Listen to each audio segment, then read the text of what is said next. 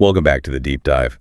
Our mission today is to uh, really cut through the complexity of modern data and give you the ultimate shortcut to mastering the language of data. Right. We are diving deep into structured query language, or SQL, which is really the core technology that makes database management systems possible. It really is. It's the universal translator for data. It doesn't matter if you're a data analyst, an engineer, or, just someone who needs to understand how millions of records are organized. Old tobacco. SQL is the essential backbone. And today we're moving beyond just the basics to focus on the operational insights that turn a simple user into a confident data manager. Okay, so when we talk about organizing all this data, all this transactional data, we're really talking about the relational model. Yes. Our sources make it clear that this is the absolute foundation. So instead of data just being this huge digital dump, what's the structure? How is it manageable?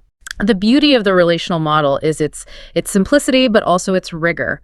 Data is housed in tables, right? And each table represents a core entity, think customers or products. Okay. Within those tables, rows are your specific records, and columns are the attributes. But the real genius is how it links all those things together without just duplicating everything. And that linkage is where data integrity really lives, and it's all thanks to the system of keys. Exactly. You have the primary key, which is the unique identifier for every single row in its table. So if you're a customer, your customer ID is that primary key. Got it. But data doesn't exist in a vacuum. The foreign key is the mechanism that connects related tables. It's a column in one table that points back to the primary key of another. And this enforces something called referential integrity. That's the term, yes. It means you can't just delete a customer if they still have open orders linked by that foreign key. It's like the silent security guard of your database. So we've got the structure down. Now, how do we actually talk to it? SQL isn't just one type of command. It's a whole system broken down into what? Families. That's a great way to put it. If you want to master SQL, you need to think of it as 4 core languages working together to manage every single part of a relational database. Okay, let's start with the one that builds the house. DDL, the data definition language. DDL is the architect. It defines and modifies the actual database structure, or the schema. Commands like create table, alter table, and drop table. Those are all DDL. All DDL. These are the high-level commands you use before any data even exists in the system. They're foundational. So once the structure is built, we get into the daily activity, right? Putting things in, changing things. That would be DML, data manipulation language. DML is the editor. It's the traffic controller. This is where you insert new records using insert, you modify existing ones with update, and remove records with delete. So it's all about changing the data inside the structures that DDL built. Precise. And then we get to what most people do every day. Pulling information out. That's DQL, the data query language. DQL is, for the most part, the select statement. This is how you access and analyze the data you've stored. And it allows for, almost limitless complexity in how you pull that information out. Okay, but for our audience, we should probably touch on the other 2 languages, the ones that handle security and reliability. Yes, absolutely. Without these, a database is just chaos. Right. So first, you have DCL, data control language. This is your security layer. Commands like grant and revoke. They manage who can do what, who can read, who can write. Essential for any real-world environment. Absolutely. Then you have TCL, transaction control language, which we'll get into more detail on later. But it uses commit and rollback to ensure reliability. DCL and TCL are what make a database a truly reliable, secure management system. Let's zoom back in on DQL because that's the heart of daily interaction. Being effective here means mastering that basic structure of the select command. What are the essential parts? The basic query structure is deceptively powerful. It starts with select. What data you want. Right. Then from, which is which table has it. But the real efficiency, the real power, comes from the filtering. Which means the magic ingredient. Yeah. Where? Yes.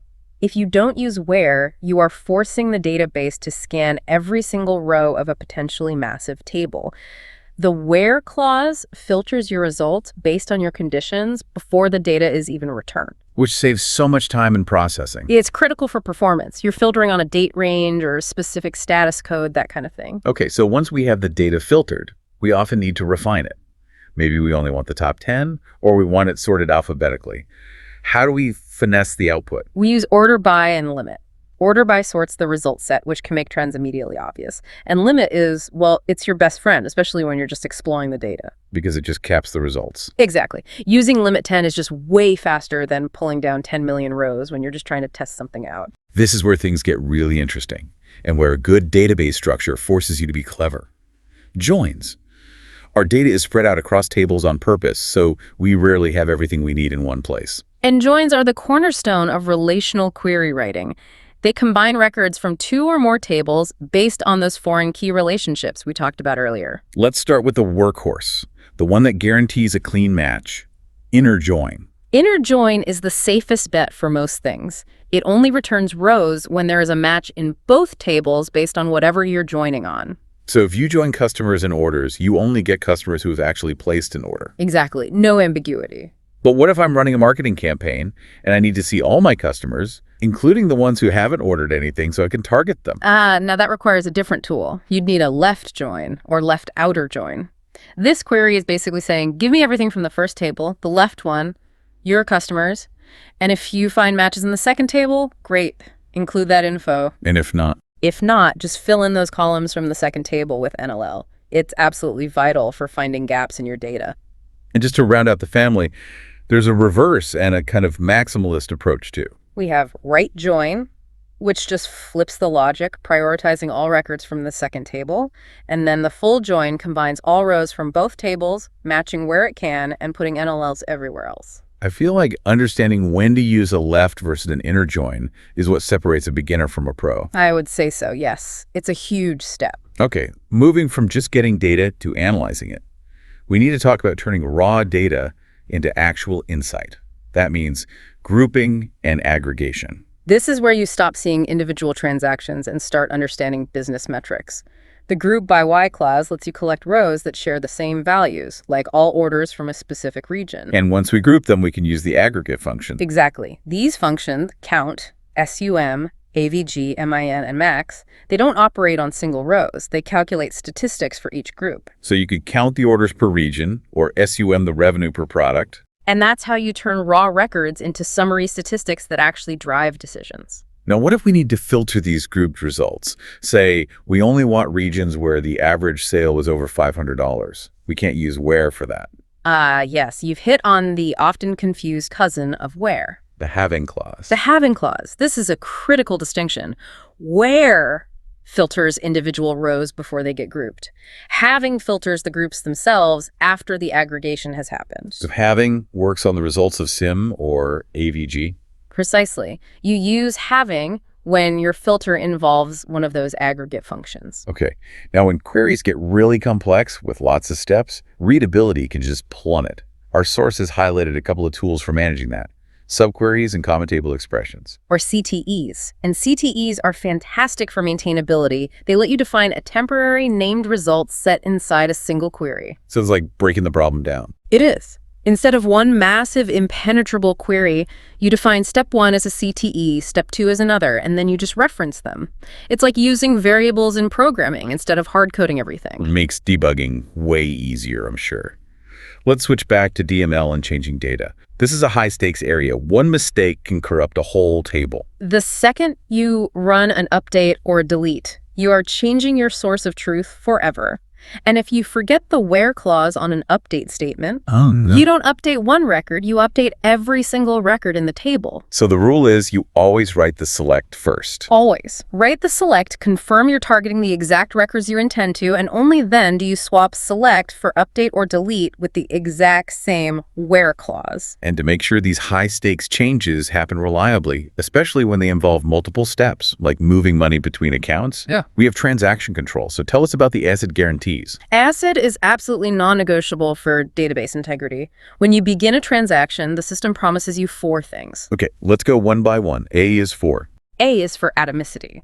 This means the transaction is all or nothing. It either fully succeeds or it fully fails and rolls back. No partial updates if the power goes out mid-transfer. Okay. C is for consistency. Consistency ensures the database moves from one valid state to another. A transaction can never break the database's own rules, like violating a key constraint. I is for isolation, which I imagine is crucial when you have hundreds of users hitting the database at once. Isolation guarantees that concurrent transactions don't interfere with each other. Your transaction acts as if it's the only one running. No one sees your half-finished work. And finally, D is for durability. Durability means that once a transaction is committed, the changes are permanent. They'll survive a system crash. This whole ACID framework is why we trust modern databases with our most critical data. That explains the reliability. Okay, final layer, performance. Even with the best queries, speed matters. Yeah. And the key to fast retrieval is indexing. Indexing completely changes how the database finds data.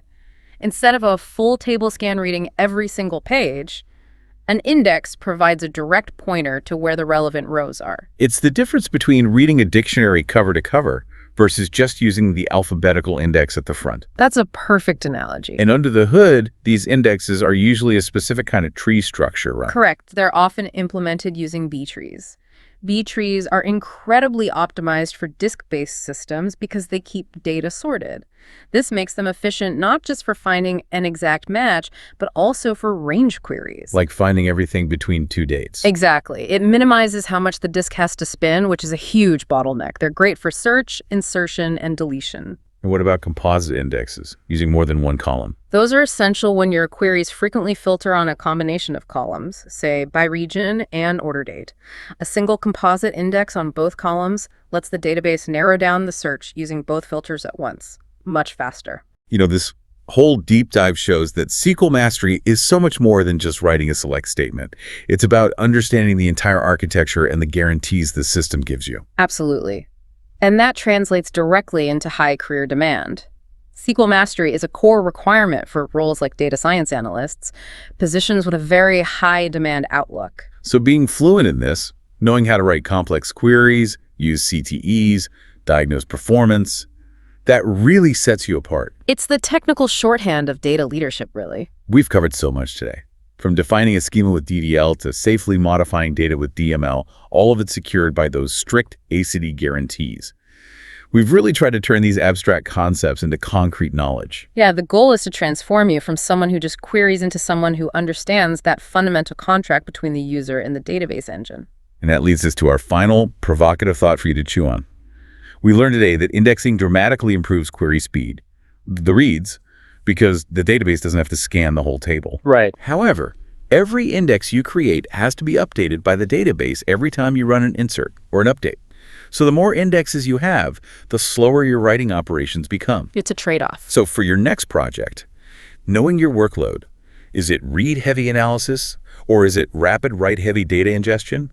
Where is that critical balance point between lightning-fast read speed and write speed for optimal overall performance? That tension, that trade-off between read and write speed is the true challenge of database engineering, and finding the right answer will define the success of your application. Fantastic stuff. Thank you for diving deep with us today. We hope you feel thoroughly informed and ready to put that nuanced SQL knowledge to work.